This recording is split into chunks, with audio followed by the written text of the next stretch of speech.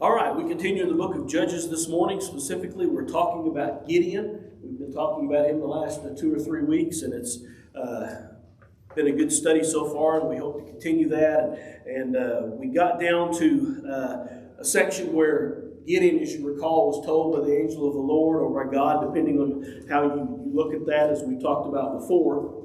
There's an altar that your father has of Baal, and the wood image beside it. You tear that altar down, you cut that image down, you build an altar there and make an offering to the Lord. And he did that, and that led us to a kind of a side discussion of the futility of idolatry, the futility of idols. And we looked at 1 Samuel 12 and verse 21. Don't turn aside, for they are empty things. The land is full of idols, the idols that people have made. We read the long passage there in Isaiah 44, verses 9 through 20. We won't read that again, but it again talks about the futility of idols, in that you cut down a piece of wood and carve part of it into an idol. Then you carve part of it to cook your food with and keep you warm. And so it was talking about what we would say the silliness of that. Talked about similarly there in Jeremiah chapter 10. And here's where we left off last week. We didn't read it back and we introduced it, but we didn't have time to read it because class closed down at that point in time. It says, what profit is the image? That its maker should carve it, the molded image, a teacher of lies, that the maker of its mold should trust in it, to make mute idols. Woe to him who says to wood, awake, to stone, arise. It shall teach. Behold, it is overlaid with gold and silver, yet in it there is no breath at all. But the Lord is in his holy temple. Let all the earth keep silence before him. And we know that verse most of all how? We sing a song of that. The Lord is in his holy temple. And it's straight from Scripture. And so again, the writers here are dealing with Israel's perpetual problem of idolatry. They get caught up in what's going on in the nations around them. And as we said at the beginning of our study of the book of Judges, the reason that happened was because Israel didn't drive out all of those people from the land like God told them to. And he said, since you didn't do that, they're going to be, to use Paul's issue, a thorn in your side, a thorn in your flesh, to deal with as you go through that. And sadly, so many times Israel didn't do so well with that. And so, again, the focus of the book of Judges is, do what God tells you to do, you will prosper. Don't do what God tells you to do, and what's going to happen? Well, they're called Midianites or Amalekites or some other group of people that come in and traumatize Israel for 18 years, 10 years, 20 years, 7 years, whatever the case may be, until Israel gets to the point that they cry out. And when they cry out to God, he sends what? You can say it. You know the answer. A deliverer. He sends a judge. And the judge, with God's help, or basically the judge working with God, who's doing all of it, rescues them, and then for a period of time they're faithful, and that cycle just continues to repeat itself. So Gideon's torn down the altar, everybody's upset, and his dad, as you recall, makes the good argument that which led us down the study of the futility of idols, that, why are you speaking for your God? Why are you going to kill Gideon for your God? Why don't you let him talk? Why don't you let him do the work? Because thinking back in Israel's past, what happened to, well, can't say past because this is going to happen in the future, but what happened to Uzzah when he touched the Ark of the Covenant? Who did that? God did. What happened to the guy who, when they went into Jericho, stole the beautiful garment and everything and hid it in his tent? God took care of him. And so God has demonstrated his power throughout history. And you remember at the beginning of our study of Gideon, in a sense, accused God because he said, we know, well, let's back up a little bit more. The prophet came and said, you know all the things that God's done for you. You know that, and yet you haven't obeyed him. And then Gideon said similarly the same thing, but he turned it around and said, we know what God's done for us, but now why is he forsaken us? And the angel of the Lord really, in that sense, didn't answer it because he knew that Gideon knew what the problem was. And so they went on with what was going on. But in verse 33, then all the Midianites and the Amalekites and the people of the east gathered together. They crossed over and encamped in the valley of Jezreel. But the Spirit of the Lord came upon Gideon. Then he blew the trumpet, and the Abiezrites gathered behind him, and he sent messengers throughout all Manasseh, who also gathered behind him. And he also sent messengers to Asher, Zebulun, and Naphtali, and they came up to meet him. Now, think back to Deborah and Barak. After the victory was won, Deborah sang a song. And in the middle part of that song, what did she do? In talking about some of the tribes of Israel. You remember? Oh, they didn't help. They didn't help. Yeah. Reuben, you thought long and hard about it. As Grady put it, you had committee meetings and dialogue about it, but you just never did anything. And others stayed by the seashore, others stayed in their boats, others did. And I can't help but wonder, and no answer to this question, if when Gideon blew the trumpet here, that these people maybe remembered that. And they came to help in this circumstance. I don't know if that's the case or not. Again, you couldn't prove that one way or the other. But you can't help but wonder if maybe that circumstance was something that reminded them, yeah, when the judge calls, we need to go because things may not go bad for us. So everybody's gathering together for this final conflict. Just to give you an idea, you can see the Sea of Galilee right there. And on to the left of your screen is the Mediterranean Sea. And of course, the Jordan River flows down south out of that. But the Valley of Jezreel is kind of in that general area. So all of the events that we're talking about here likely happened right within the confines of that red arrow, except for the final battle where they pursued them all the way across the Jordan. And we'll talk about that when we get to that point a little bit later. But the Valley of Jezreel is a fertile, beautiful valley, a wonderful place to be. This is a picture of our last trip to Israel. We're at Jezreel itself, and that's the valley behind us looking southeast from there. Grady is there telling us, pointing out things on the hill. This happened here, this happened here, this happened here. And that's our group that was there listening intently to the things that he was telling us and trying to pinpoint all those places that you could see, because this area of Israel, a lot happened there. It's a very important valley, a very important place in Israel with a rich history of God's people and all the things that they did there. And there is again that view that was off behind Grady. You can see it's a fertile valley. That's the view to the north and to the east of there. So it's a pretty place. You see settlements dotted on the hillside and just a beautiful valley. And this particular picture is taken from the top of Mount Carmel, looking down from where Elijah had the contest with the prophets of Baal. And there is a monastery up there now and an overlook, and you can stand up there and look down the valley of Jezreel. So it's a beautiful place. So this is the area we're talking about as we talk about this particular section. So Gideon said to God, "If you will save Israel by my hand as you have said, look, I shall put a fleece of wool on the threshing floor." So let's stop right there. We've kind of talked about this already. What does he say? If you will save Israel by my hand. What does that suggest is still in Gideon's heart? A little bit of doubt, doesn't it? He's still a little doubtful. And we keep coming back to this, and I think it's an important lesson for us to make. You know, we've got the narrative of Joseph. And Joseph wasn't perfect by any means. But of the Old Testament characters, he probably is presented in a more positive light than any others.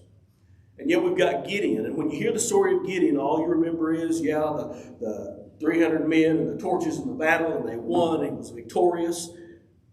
And we don't remember these little points of order in the Scripture, which suggest that at the beginning, number one, Gideon wasn't on board at all. I'm the least of my tribe, the least of the tribes. Why are you even talking to me? And so he was hesitant to do anything. And even though the Lord showed him by burning up the sacrifice on the rock, he's still saying, if you will save Israel by my hands, then let's make a deal. I will put a fleece of wool on the threshing floor if there is dew on the fleece only, and it is dry on all the ground, then I shall know that you will save Israel by my hand as you said. And so it was when he rose the next morning and squeezed the fleece together, he wrung the dew out of the fleece, a bowl full of water. Convinced, right? No. Then Gideon said to God, do not be angry with me, but let me speak just once more. Let me test, I pray, just one more with the fleece. Let it now be dry on the fleece, but on all the ground let there be dew. And so God did so that night, and it was dry on the fleece, but there was dew on the ground. And I'm thinking, God may be thinking, I can do this all day. But maybe it's time for you to step up and to do something about it.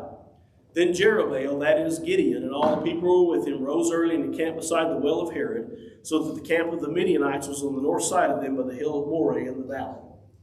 So what happened after that second test? In Gideon's mind. Yeah, we got it together. Okay. After that second fleece, Gideon was convinced, all the people he'd gathered together, okay, let's go. And they camped at the well of Herod, the spring of Herod.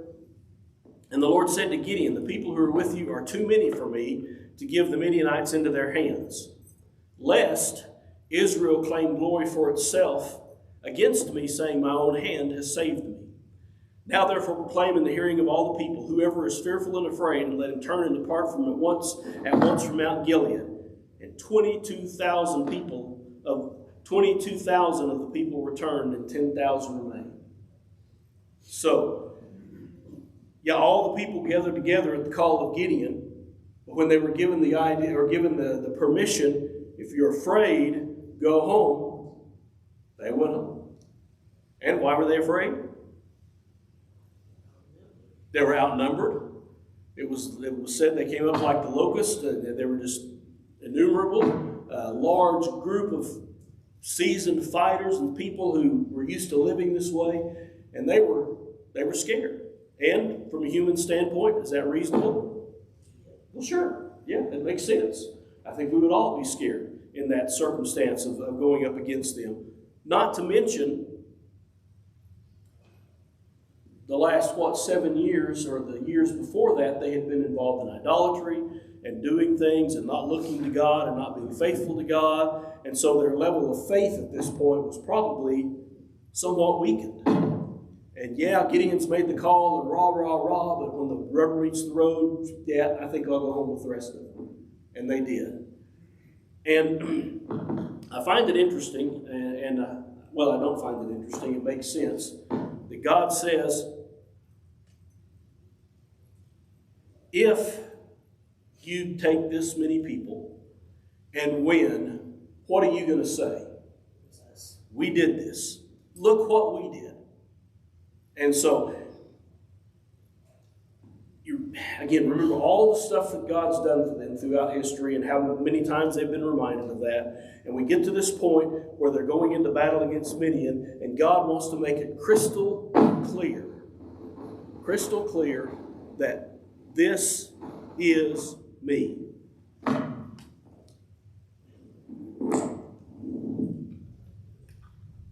think it needs new batteries, Brady.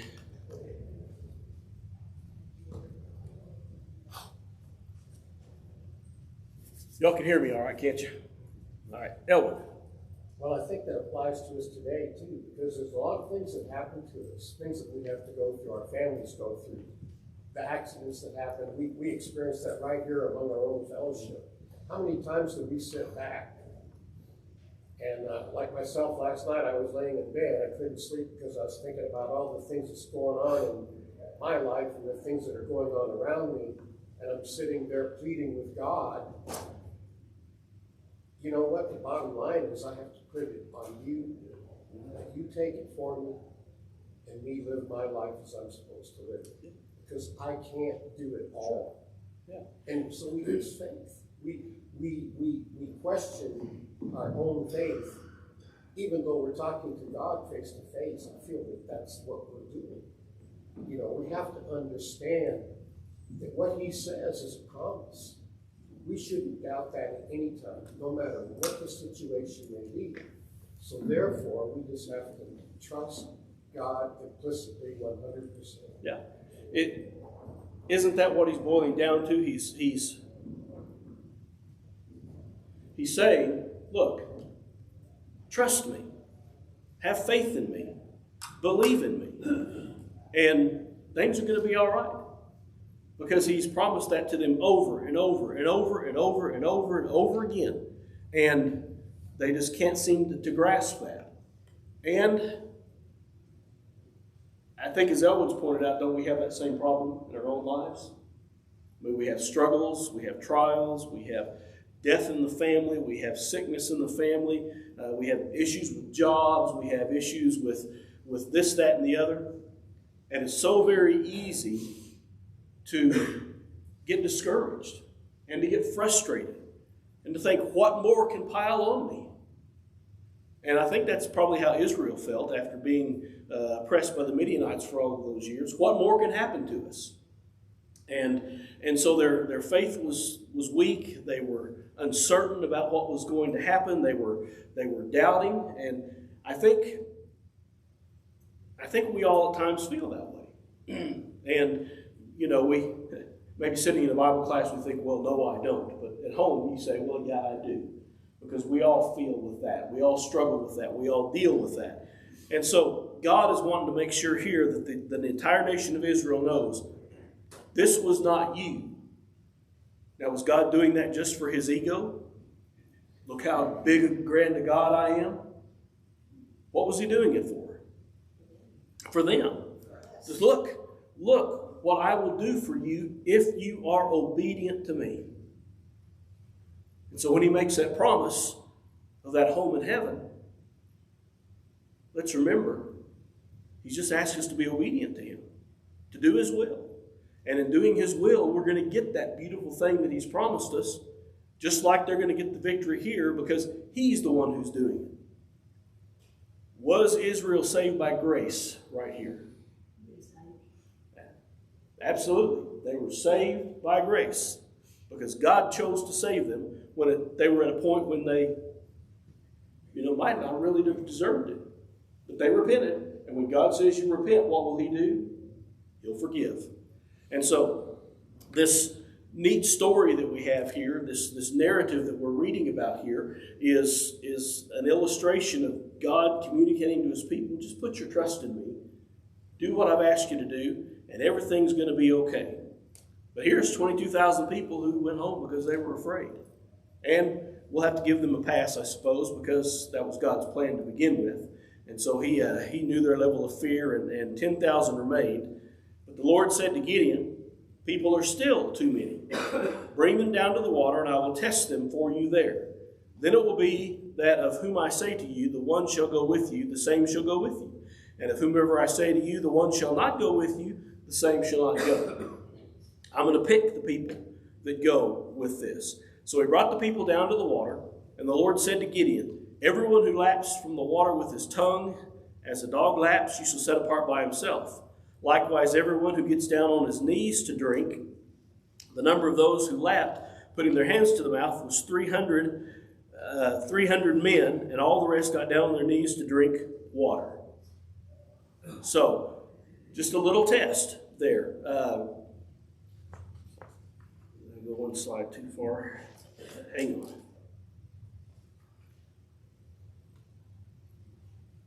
Okay, so everyone who laps water with his tongue as a dog laps, set apart by himself. The numbers who lap, putting their hands to their mouth, 300 men, and all the rest got down on their knees to drink water. The Lord said to Gideon, by the 300 men who lapped, I will save you and deliver the Midianites into your hand. Let all the other people go, every man to his place.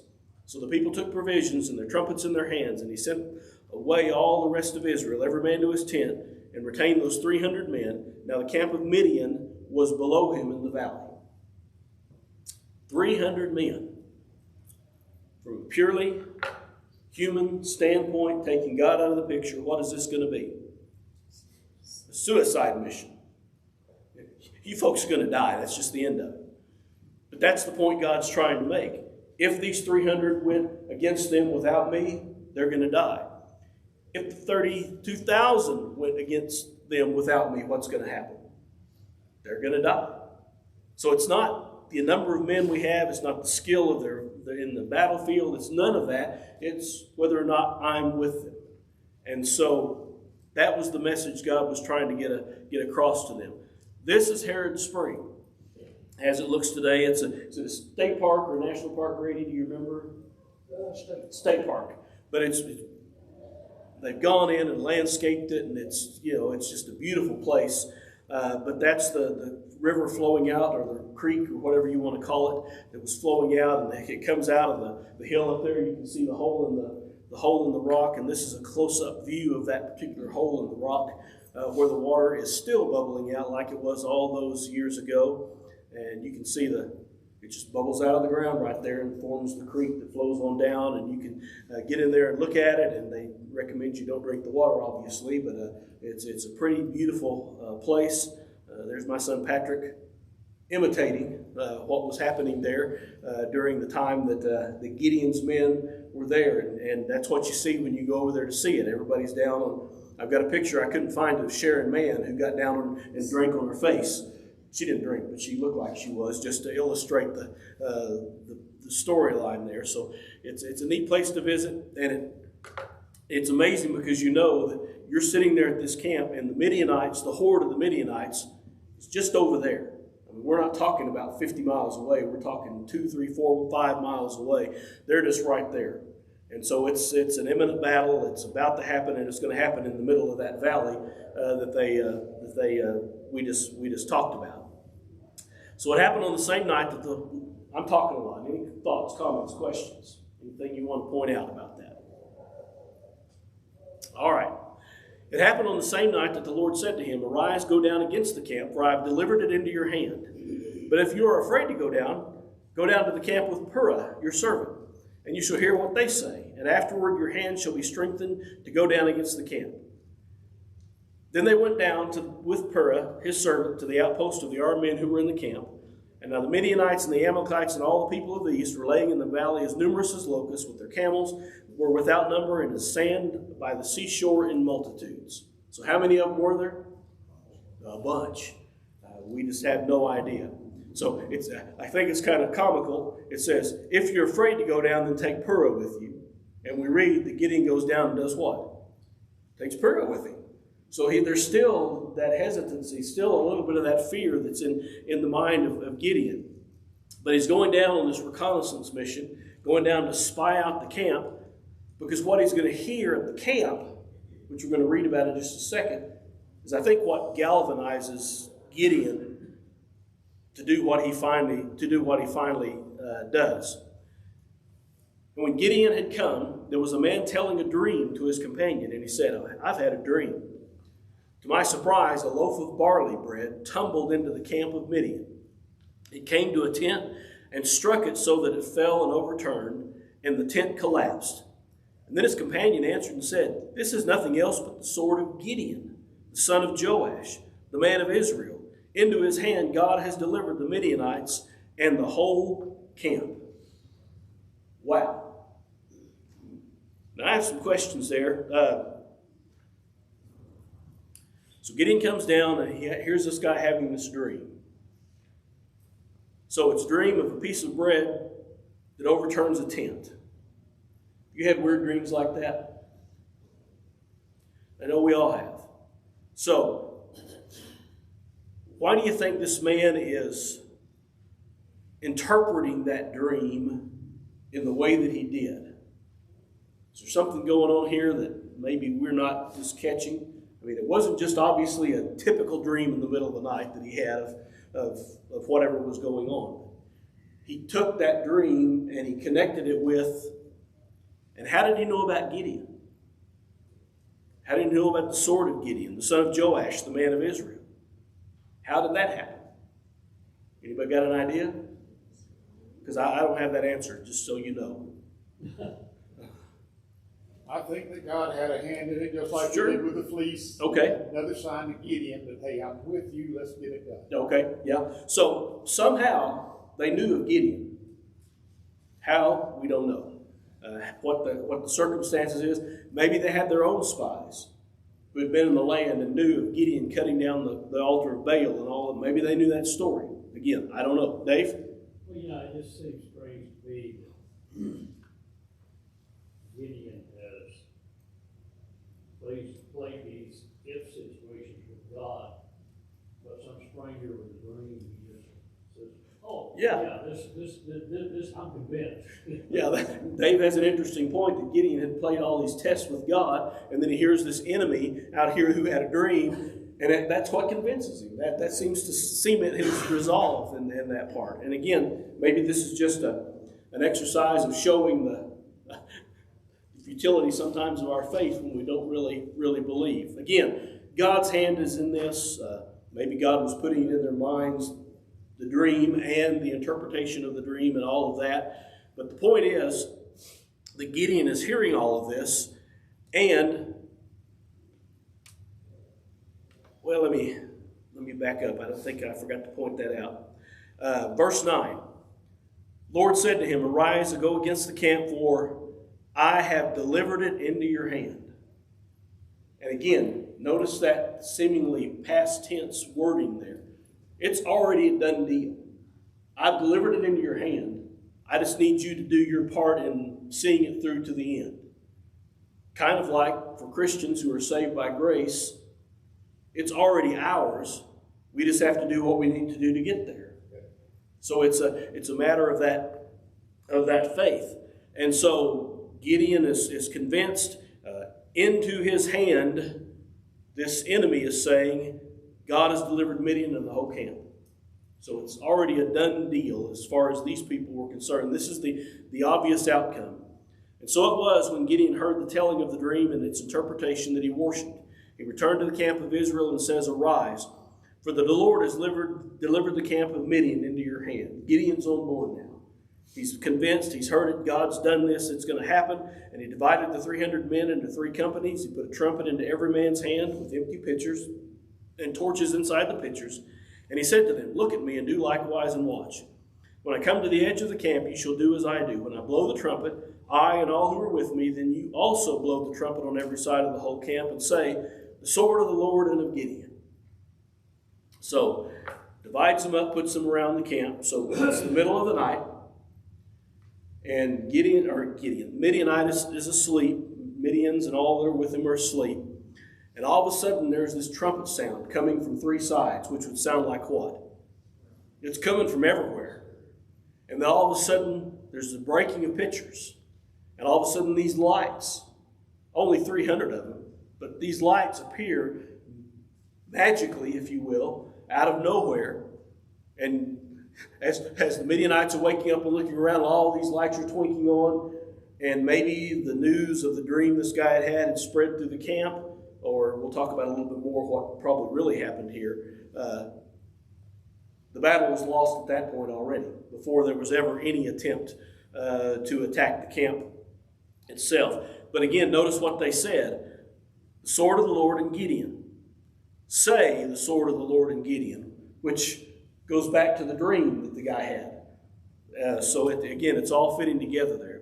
So Gideon and 100 men who were with him came to the outpost of the camp at the beginning of the middle watch, just as they posted the watch. And they blew the trumpets and broke the pitchers that were in their hands. And the 3 companies blew the trumpets and broke the pitchers. They held their torches in their left hand and the trumpets in their right hand for blowing. And they cried, the sword of the Lord and of Gideon. And every man stood in his place all around the camp. Wait a minute. They didn't attack? They just stood there. And every man stood in his place around the camp. And the whole army ran and cried out and fled. When the 300 blew the trumpets, the Lord set every man's sword against his companion throughout the whole camp. And the army fled to Beth Acacia towards Zerara, and as far as the border of Abel Maholah by Tabath, if I'm pronouncing that correctly. So what happened here? Gideon and his men broke the pitcher, blew their trumpets, and held up their torch. And God confused the camp so that they rose out and fled, and the Lord set every man's sword against his companion throughout the whole camp. So you can imagine what's going on. Those who were asleep woke up out of a dead sleep, and they're shouting, and there's breaking of torches, and there's trumpets blowing, and there's lights all around them, and they start running out, and what do they start doing? They don't know who's who. And of course, God's, I think, confused them at this point. So they're hacking and swinging their sword as they're running for their lives, and they're taking down their own countrymen. And so this entire thing happens with 300 men who didn't attack initially. 300 men who just did what God told them to do, and God did the rest by causing panic in the camp and causing a wholesale retreat of the entire army that, remember, said were numbered as locusts, as sands of the seashore, and their camels were without number. So we're talking about a huge army thwarted by 300 men. Well, no, a whole army thwarted by God with 300 men as the visible image of God in their presence. And so again, this story, you read some commentators and they say it's just too fanciful, it's just too, it just couldn't have happened that way, it just couldn't have been this way. And you and I would respond, well, with God, anything's possible. Dave? Well, I think probably the trumpets made a lot of them believe that there were 300 divisions. Okay, yeah. And that's the purpose of the trumpet, is to signal your troops to attack. And I mean, you see 300, or you hear 300 trumpets and 300 torches out there. You think there's a whole lot more people out there than there are. Yeah. Yeah, so there was a deception there, and that played a part in this narrative. We don't want to diminish the role of the 300 men. That played a part in the narrative. But had God not intervened, and you had those 300 men, and Midian came out and God hadn't confused them, what would have eventually happened? They would have figured out, wait a minute, there's not 3,000 soldiers coming at us or 30,000 soldiers coming at us. I think there's just a couple of people out there, and we need to go get them. And that would have been the end result. So without God, this still would have been literally impossible. And of course, here's an artist's rendering of what that might have looked like. It's one of those narratives that's so easy to picture in our mind. And when you're there in Israel, you can kind of picture where the movements were and all of that. And so it gives you a kind of a sense of all the things that happened here. And it's just an amazing story of God working for his people. And not just for the sake of the show. He wasn't just doing this so that Hollywood could produce a movie about it. He was doing it to convince Israel, this is what can happen if you're faithful to me and do what I've asked you to do. And so the army's been routed, and the men gathered together from Naphtali, Asher, and all of Manasseh pursued the Midianites.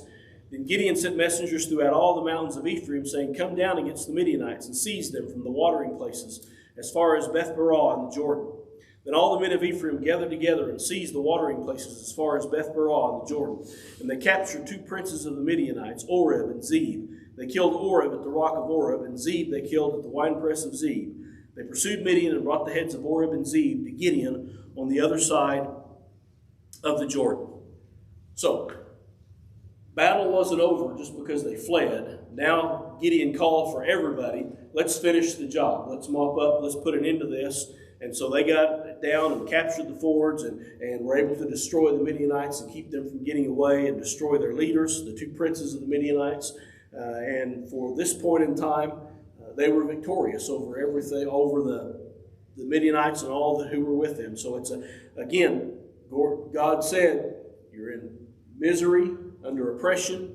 They repented, and God got them from their point of repentance to the point of victory with 300 faithful men, because God was doing the fighting and not Gideon and his 300 men. All right, thoughts, comments, questions, Ellen? Yeah, I was thinking about all those that got sent home. How far away did they go? Yeah. So if they're sitting in the mountains, wherever it may be, and they're watching what's going on in the valley, I can tell you right now, if I was amongst them, I'd have said, you know what? We need to go get this done. Okay? And so that would have inspired me as a person that was told, oh, if you're afraid, go up here and hide. There's times when things happen to us, we say, no, I'm not going there, I'm not doing that, I'm not getting involved. And then sometime later, we may say, well, I have to. And it's because of something said, something that someone does, whatever that reason may be. But I see Israel as a nation coming back together totally, 100%. Yeah, absolutely. So that once Gideon did this, they all came together. Well, not all of them, because the next chapter, which we won't get to today, talks about some who didn't come. And we'll get into all that when we talk, Lord willing, next week. But they all came together. They were all victorious. And And so there was just an amazing victory for the people of Israel, and they were able to win the victory with God's help. And message for us is obedience and faith to God leads to victory. Now, you might still have to go through the 7 years of oppression by Midian. But at the same time, you know that there's a victory waiting for us on the other side. And we have that hope and that confidence in our life. All right? I think we're about out of time. The bell's going to ring here in a second.